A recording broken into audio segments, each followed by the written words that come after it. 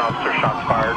Code 3, off the radio, officer down. So we got a guy with a long rifle, we don't know where the hell he's at. Officer drive. Slow down, he's in the damn building right there. Don't know where he's at. Capitol Police are confirming to CBS News that there is a search now underway for what they're terming a person of interest, someone whom they're looking for, apparently related to some kind of breach of security here at the Capitol. I will tell you, as I'm speaking to you from the basement of the Senate Russell office building, that things, relatively speaking, appear quite calm. They have blocked the underground tunnels that connect this Senate office building with the Capitol. Same is true on the House side. The entire U.S. Capitol building is being locked down. Staffers are basically congregating here in this hallway. It's a little echoey. But we don't know a great deal. We can tell you that the Capitol Police are going through the Capitol building looking for someone, they term a person of interest. Don't know exactly why, but there have been unconfirmed reports that the security breach involves someone bringing a gun past a key checkpoint. A nation on edge. What direction will we choose? Divide or unite? As we piece together the devastation in Dallas, we have new protests over the issues that may have led up to that tragedy. Chants of Black Lives Matter going on right now in downtown Phoenix and the tense counter-protests. ABC 15's Novita Fergani with police perspective. But first, John Erickson live with the protesters on the ground. John. Kim and Katie, the protests have been going on for about 2 hours now. We are at 7th Street and the I-10. As soon as authorities heard that the protesters might possibly be coming to I-10 to try to shut down the highway, these officers mobilized. They say they are not going to let that happen. Anyone who tries to get on I-10 will first get a warning. If they don't leave, they will get arrested. Right now, so we're watching this situation, but unfortunately, we know that Air 15 only has about 10. Yep, they're going in. Running from police here. The situation, we're not exactly sure who this guy is, possibly running toward the freeway. They said that they were going to try to block this area, but this guy, we're going to watch him get taken down there by police, and police falling over there on their bicycles as they tackle this man to the ground. We have no idea why they were first shining the chopper shot down on him so that they could see, hold light down there so they could see, and they're trying to get him subdued at this point to try to get him into cuffs. We want this to stay peaceful, but this is such a dangerous scene that you're seeing. We don't know what they're throwing. Can't be sure what they are throwing there. This is at 7th Street and Roosevelt. We're just getting word from our producer back there who's able to track this. You can see those protesters and then police there with their shields holding up, maybe perhaps trying to block whatever is being thrown at them, hurled at them by these protesters. Out on the streets, Chief Yonner just expressing that the message has been understood. The people made their message clear. He does not want it to resort to violence. We are seeing those people throwing those items at police. Wow, an incredible scene unfolding here on the streets of Phoenix as they make their way toward the freeway, and you're seeing officers try to deal with this. Look at, okay, so now we're seeing the city traffic there that wasn't intending to be a part of any of this, but stuck in the middle of this in the streets of downtown Phoenix on a Friday night. And what you're dealing with there is people are going out or they're coming home, possibly going out to dinner, coming home from dinner, and they are dealing with this. And you can see police there trying to deal with these protesters we saw them just live there at the same moment you did as they were throwing objects at police there out on the streets. You can see them up with their shields blocking the road there. And I think we saw our reporter Novita Fergani out in there taking video on her phone as well. So you can imagine a lot of people are most likely either putting this on Facebook or Twitter and updating these moments as they are right in the middle of this protest. I know so many of you are watching from around the world as well. We're seeing you joining us on Facebook right now. And for those of you who are not in Phoenix, let's give you some background on what specifically happened with this rally. It was intended to start at 8 o'clock. Obviously, in Arizona, we're still dealing with more than triple-digit temperatures. It was 110 degrees here in Phoenix today. Breaking right now, police involved in a shooting at 16th Street and Thomas. This is near a Walgreens there. No officers hurt, but we're told one suspect is down. We're going to keep monitoring this. We'll update you as we learn more. Right here, right here. Don't do it. Don't do nothing.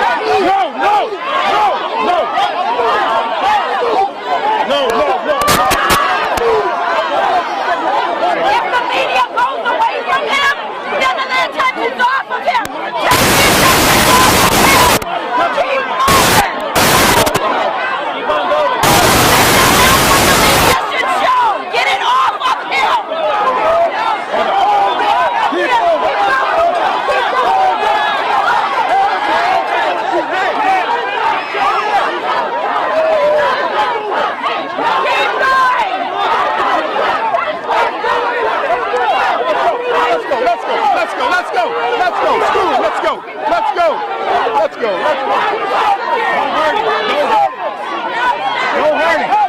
Don't hurt him.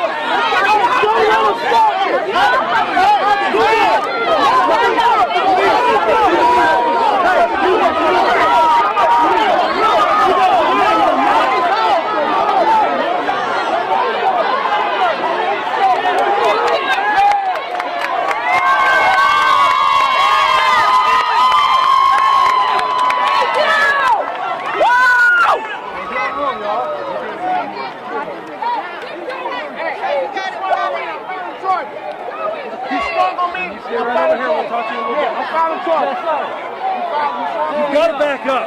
You gotta back up. Hey, back up. Just do what they ask you to do. But I was assaulted by that man. Hey, I was assaulted by that dude. Yeah, he hit me. I'm filing charges. Oh, Don't even know. all right, brother, I'm walking by. Okay, you're fine to walk by. Thank you. Hey, I'm gonna go back to the mark. Yep. Hey, he filed. Hey, everybody know who I am, but he swung on me and I want to file charges. Hey, I got no count.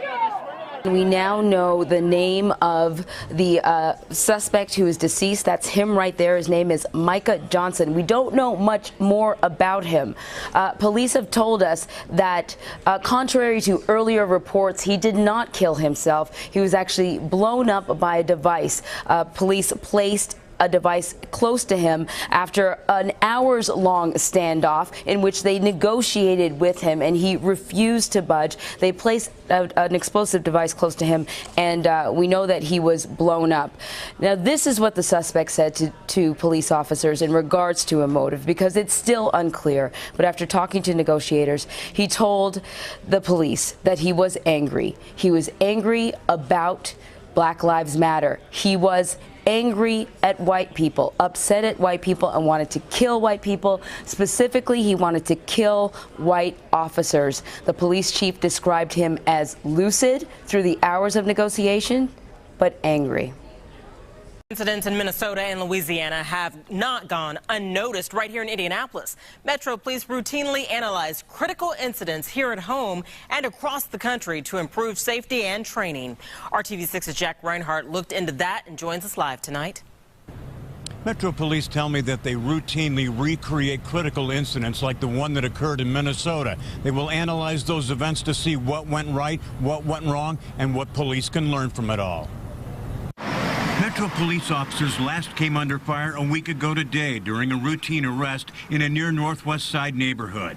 Investigators say the criminal element fired shots at officers as a way to send a message that they weren't happy with the increased patrols in the neighborhood.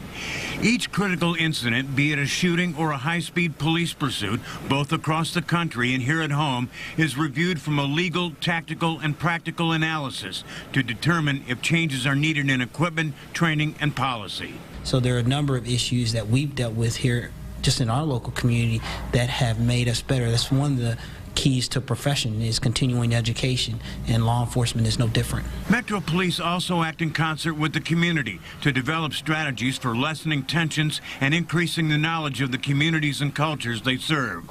It's one of the ways that Indianapolis has escaped the civil unrest that follows critical incidents in other cities. For more than 20 years, the Progress Committee's Race and Cultural Relations Leadership Network has worked quietly behind the scenes to make it happen. There is a lot of anxiety right now. There's a lot of frustration, a lot of anger. None of that anger is really located, is directly or locally driven, because, you know, lately these issues have been outside the city of Indianapolis primarily. But that doesn't mean that we can turn a blind eye to the impact that it's having on certain citizens and certain groups within our community. And it isn't just in training exercises or the classroom where these issues are discussed. At roll calls all across the city, safety and situational awareness are issues that the police discuss every single day. Reporting live from police headquarters, Jack Reinhardt, RTV6. Just beginning their march from the Department of Justice headquarters, just before they set foot on this march towards the U.S. Capitol, some expressed their anger, also their resolution, and in particular, one student who described his personal experience. When the frustration of the oppressed reaches its peak, they express it in irrational means. So the injustice that happened yesterday in Dallas, it is an injustice, but it's time that we focus on the problems that are happening in America and we stop making it illegal to be black. Because every day I get pulled over for speeding or for anything, I'm afraid that I'm not going to leave that stop alive. I got pulled over yesterday, and the whole time I was sweating and I was shaking, like my voice is shaking right now. Hey, hey, ho, ho, these racist cops have got to go! The marchers stopped traffic at the height of the Washington rush hour under the eye of police who did not attempt to stop them. They were met with gestures of support from some passers-by and tourists. The protesters ending their demonstration at the White House as peacefully as they began. There's no president here to hear their pleas, but there is a flag at half-staff flying over the White House, a silent witness to the slayings in Dallas.